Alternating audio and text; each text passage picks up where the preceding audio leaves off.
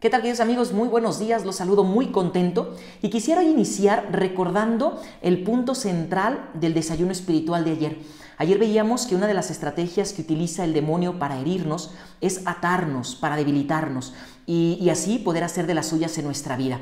Bueno, hermanos, cuando nosotros experimentamos nuestra debilidad, cuando hemos abandonado los medios de la vida espiritual, cuando nos hemos alejado del Señor, lo que va a suceder es que vamos a perder el rumbo en nuestra vida y también ya no vamos a hacer la voluntad del Señor porque ni siquiera la descubrimos, menos la vamos a realizar.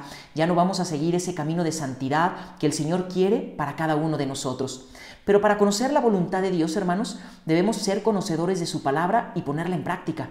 Hoy el Evangelio de Marcos capítulo 3 versículos del 31 al 35 nos narra aquella bellísima escena en donde vemos que se nos muestran los dos rasgos característicos de la verdadera familia de Jesús. Vamos a escuchar el Evangelio. En aquel tiempo llegaron a donde estaba Jesús, su madre y sus parientes. Se quedaron afuera y lo mandaron llamar. En torno a él estaba sentada una multitud cuando le dijeron: «Ahí fuera está tu madre y tus hermanos que te buscan». Él les respondió: «¿Quién es mi madre y quiénes son mis hermanos?». Luego, mirando a los que estaban sentados a su alrededor, dijo: «Estos son mi madre y mis hermanos, porque el que cumple la voluntad de Dios, ese es mi hermano, mi hermana y mi madre». Palabra del Señor.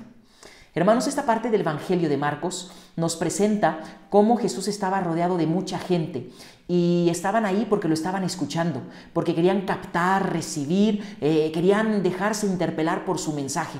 Estas palabras nos invitan a ver cómo la gente también tenía sed del Señor. ¿Y cuántas veces nosotros ni siquiera tenemos esa sed?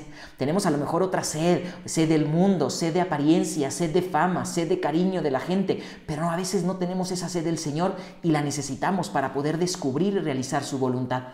De pronto, cuando toda esa multitud estaba en torno a Jesús, alguien le dijo: «Oye, tu madre y tus hermanas están allá afuera y te buscan».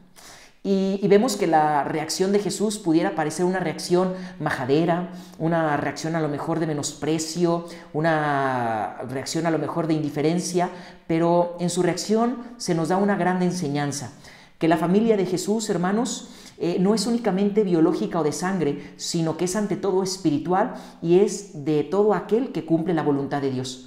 Además, también pudiéramos decir, hermanos, que para poder llegar a cumplir la voluntad de Dios se requiere la atenta escucha de la palabra, porque todos los que estaban ahí y que lo señaló como su familia se encontraban precisamente en torno a él, escuchando su mensaje.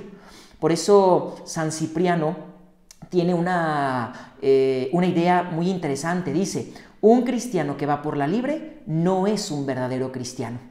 Hermanos, ¿qué razón tiene? No podemos decirnos cristianos, seguidores de Jesús, creyentes, si vamos por la libre. Es decir, si vamos por nuestro camino, si vamos por donde nos da la gana, por donde queremos y por donde se nos antoja. No, hermanos, el verdadero cristiano deberá buscar hacer siempre la voluntad de Dios en todo. Esto, claro, lo llevará a preguntarse en cada momento, en cada cosa que haga, si eso que está haciendo es querido por Dios.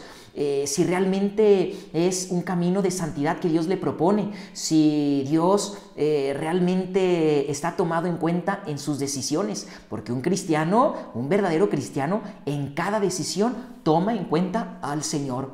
La nueva familia, como vemos, hermanos de Jesús, no va a tener como valores predeterminantes los lazos de la sangre ni los de la raza, sino los que lo imitan en su fe y que son dóciles a su Padre.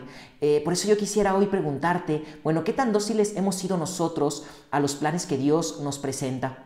Y también, ¿acaso nos hemos preguntado por lo que Dios quiere de mí? ¿Me he animado a preguntarle: Señor, ¿qué quieres de mí? A veces es difícil. Como ya lo dije, la reacción de Jesús no es un rechazo a su madre, al contrario, la está elogiando por su disposición al plan de Dios, por su capacidad para realizar la voluntad de Dios. San Agustín en uno de sus sermones pues precisamente dice que María es mucho más dichosa por haber sido discípula que por haber sido la madre de Jesús. Pero también quisiera citar hoy textualmente otras palabras de San Agustín que dicen: «Ella acogió antes al Hijo de Dios en su mente por medio de la fe que en su seno por la maternidad». Qué grande frase de San Agustín. Hermanos, la grandeza de la Virgen María no está en haber sido la Madre de Dios, sino en haber sido la humilde esclava del Señor, es decir, la que estuvo dispuesta a escuchar el plan de Dios para ella y sobre todo llevarlo a la práctica. De María podemos aprender muchísimo, hermanos, porque ella es la que nos enseña el camino auténtico del cristiano, ese camino que nos debe ayudar a escuchar la palabra de Dios. María nos enseña cómo meditarla en el corazón, cómo llevarla a la práctica. Claro, aunque pues la práctica a lo mejor de esa voluntad a lo mejor conlleve alguna incomprensión, alguna dificultad. Por lo tanto, no olvidemos, y con esto termino, que el discípulo tiene dos tareas fundamentales: escuchar la palabra de Dios y cumplir su voluntad. Así que ánimo, seamos dóciles a la palabra para poder entregar toda nuestra vida al Señor. Que la bendición de Dios Todopoderoso, que es Padre, Hijo y Espíritu Santo, descienda sobre ustedes y permanezca para siempre. Amén. Que Dios les bendiga, queridos hermanos, y nos vemos mañana para compartir el mejor desayuno, que siempre es la palabra de Dios.